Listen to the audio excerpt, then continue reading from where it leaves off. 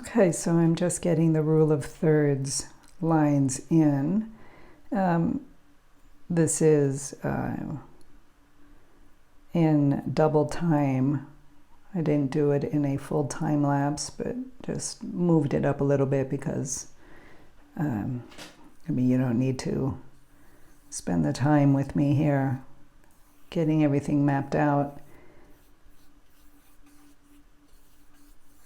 So just getting the basic rule of thirds going to get the regular placement. And this photo reference, which was taken from Wet Canvas website, which is a great place to get all sorts of information about painting, artwork generally, and you can get reference photos and use them there.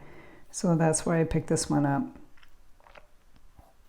I'm just sketching in the basic things, the basic masses and how things are going to go. The horizon line that sits on that lower third where the barn is. Like I said, this is practically a perfect reference photo.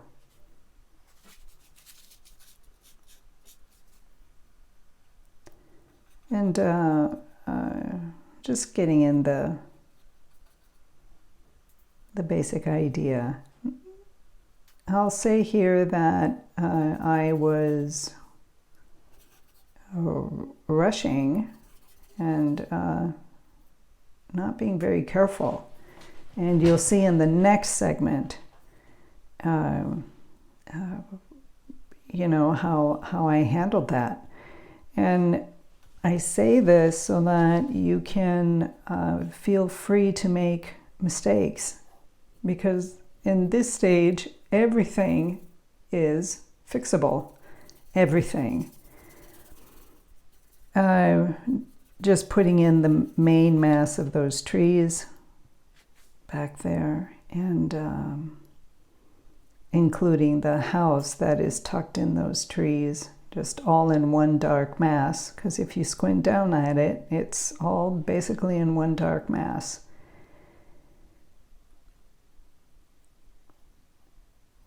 I'm getting a feel for the barn, how it works.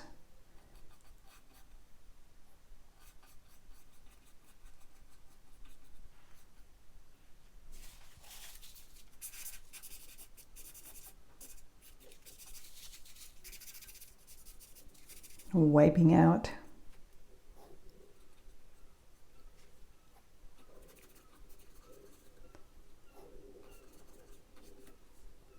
And there's lots going on in these hills and the background, a lot of trees, and the question is even though it's in the reference photo, do you need to use everything?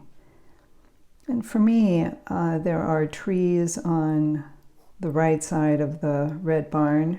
There just doesn't seem to be any real purpose for them. So I didn't put them in.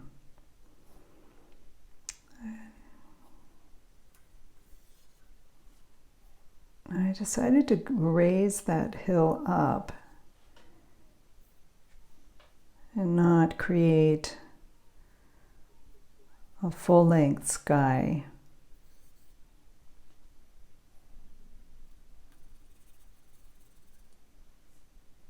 And it kind of brings more of a dynamic feel to this composition.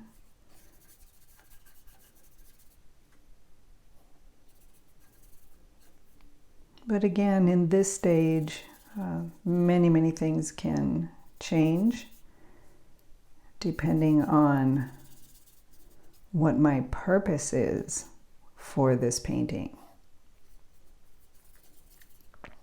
And definitely I want to create a peaceful scene, a very quiet scene that focuses on the barn and the stream that is going to the barn.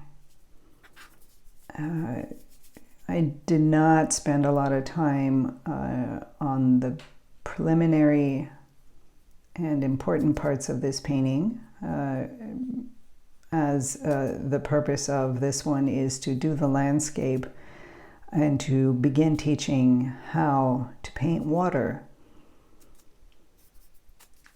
Even so, I should have spent more time doing that, and when you see in the second part, I spend more time fixing things and reestablishing some things and getting it put together in a much better way.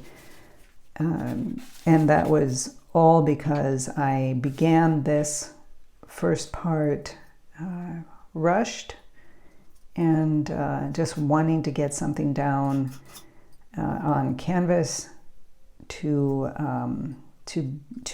teach, to show you how I might go about painting the water, which is the focus of this week. So yeah, it made me sloppy. So here I am establishing, of course, the background and working the hills and trying to get the values right, not making it too green, which would bring it up more into the foreground. But generally, you know, as we've said before, you just want to get a basic value down and the basic hue. The basic hue of the area that you're painting, the large masses that you're painting. And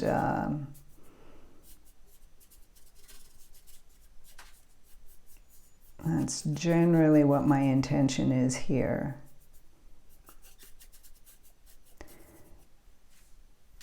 For me, you can't really paint water until you have everything else somewhat established in the painting, because water works as a mirror, and it can reflect.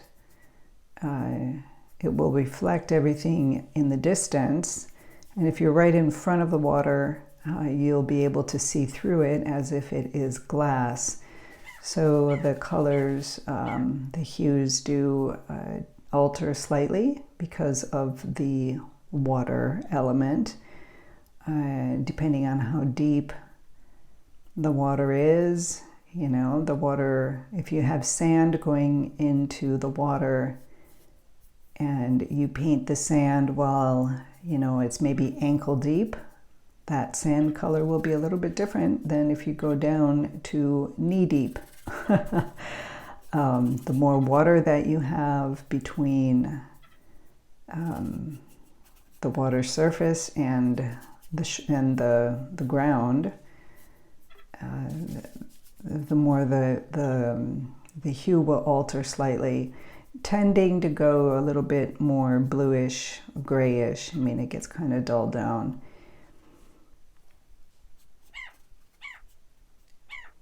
So, so for me, it was important to get everything else put in.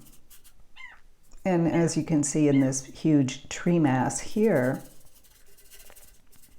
I'm really not paying a lot of attention to the building, the house that's in there.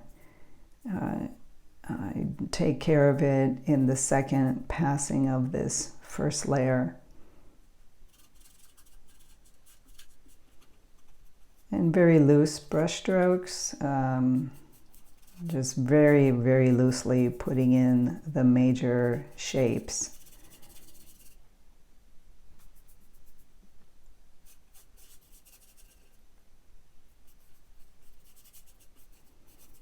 And you have to be careful with the greens in the background.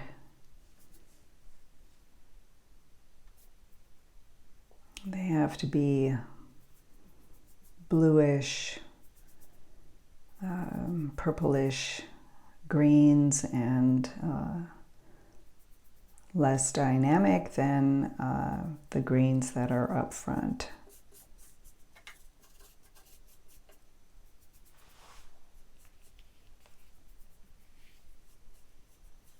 Getting in the foreground, a sense of the foreground.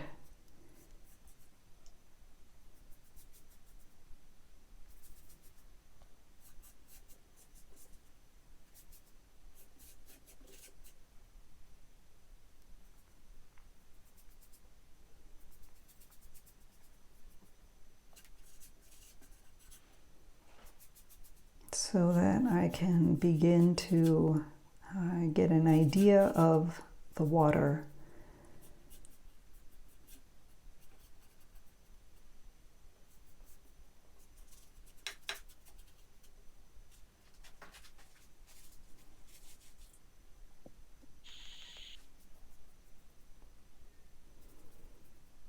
Okay.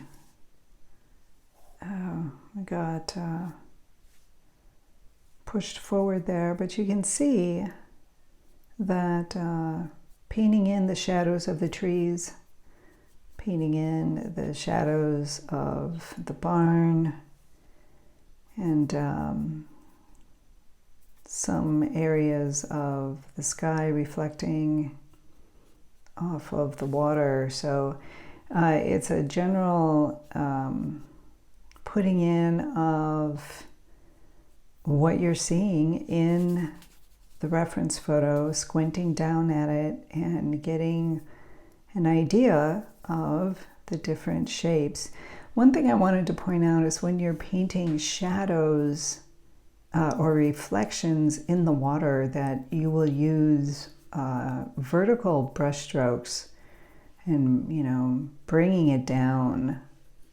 And then you can use the horizontal brush strokes to create areas where you are glazing over, you know, another color, and kind of,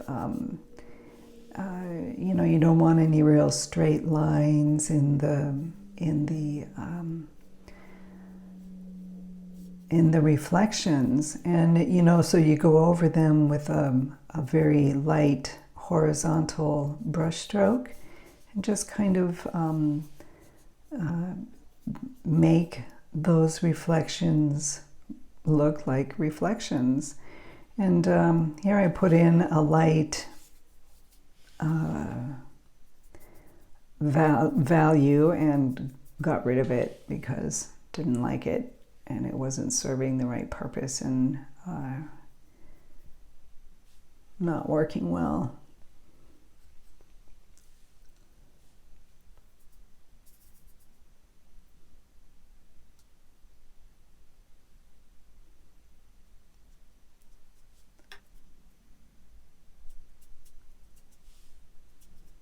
So just